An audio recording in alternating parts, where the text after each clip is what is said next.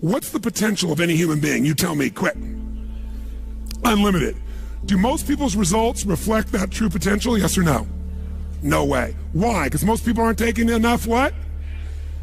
But is it possible to take a lot of action and still get lousy results? What if you got a salesman that works for you and they walk out and they knock on 100 doors and they say, you wouldn't want to buy anything from me, would you?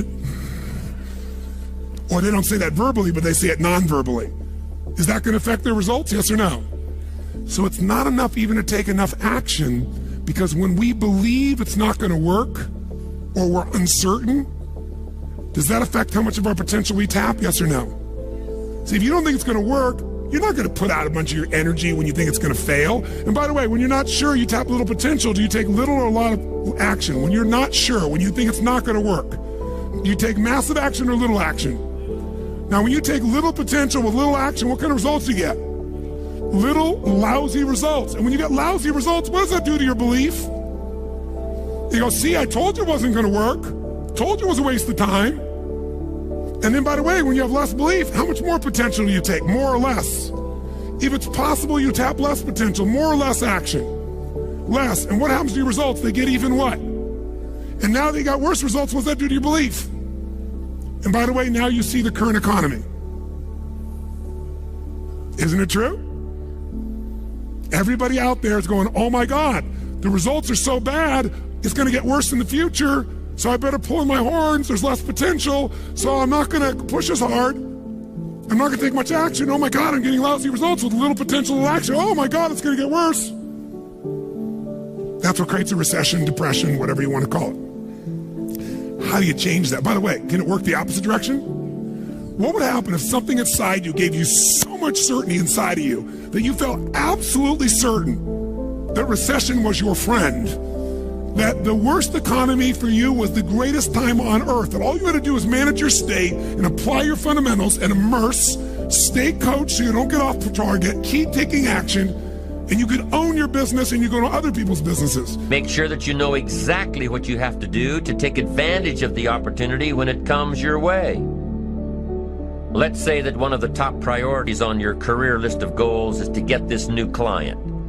Let's take it one step further to say that on your resource list for this goal is to have a lunch meeting with a friend who just happens to be the mentor of the client you're going after. Is this friend of yours a sure bet on your resource list? Well, let's say he is. I mean, you know this guy is a tremendous consulting source for the client you want. The client you want really listens to the opinions and advice of your friend. So you're getting ready to have lunch with your friend. What do? You've got to make sure that you're up on all the knowledge and the industry data that will impress your friend. Make him realize that he knows someone who could benefit from your knowledge and your vitality and your spirit and your experience. Impress him. Impress him so much that he goes back to his friend, the client you're after, and tells this prospective client of yours that he needs to do business with you. Be prepared. Go through your entire list of goals and resources and classify them. Break each resource into concrete steps of preparation. Start by working on the sure bets first, and then move down the line.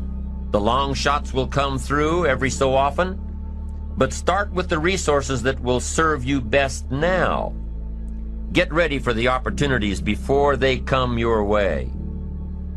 Step 3 in the self-preparation method is to do all you can to make each opportunity more likely to happen.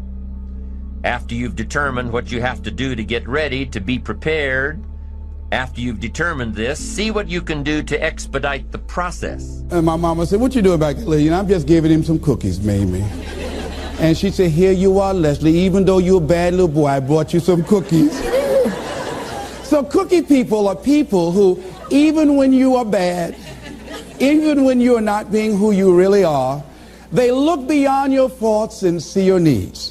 Even if you're a moody person and curse them out and dog about sometimes, these cookie people love you unconditionally. How many of you have ever had cookie people in your life? All right. So we all have had cookie people that the universe has put in our lives to contribute to us. The other people are the chicken soup people. Chicken soup people are people that you can call at 2 o'clock in the morning and say, I got a flat tire, will you come help me? Or my battery is not running, would you come give me a jump? Or I need some help, would you come get me out of jail? If you don't have some chicken soup people in your life, you better get some. But these are people that you can always call on to help you out. So I'm encouraging you to give a letter of appreciation to some of the cookie people in your life. Some of them might have already made their transition. Write some letters to some people who were a leg up for you, some people who contributed to you being who you are, and just say, I was just thinking over the years, I know you know I love you and appreciate everything you've been to me, but I just wanted to drop you this letter. How do you think they'll feel if they get that? Just out of nowhere, just want to thank you for how you have enriched my life. You might not have thought much of it, but because of the help and assistance you gave me on that particular day, that was a turning point in my life. Why should we give?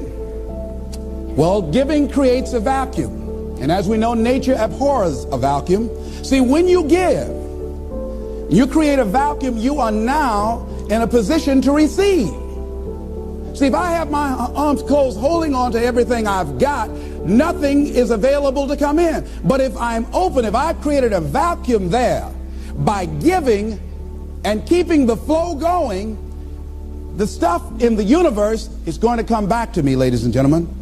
It's going to come back. Whatever you give, whenever I go into a room and give a speech to inspire people, to help them to develop their greatness, if you get 10% of what I get, because as Bach says, we teach that which we need most.